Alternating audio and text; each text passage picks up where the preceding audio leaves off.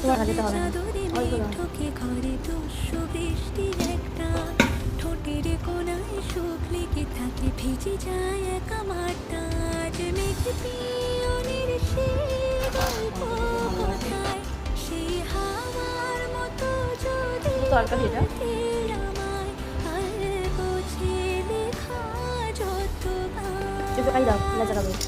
না বলা রাতের কথা রোদে ভেজা ছাদে একলা হাতে রং মেঘলা শুধু তাকে মুম্বাই না চোখে চোখে নাই না তোমায় আমার ভালোবাসায় মনে রাখা যত গান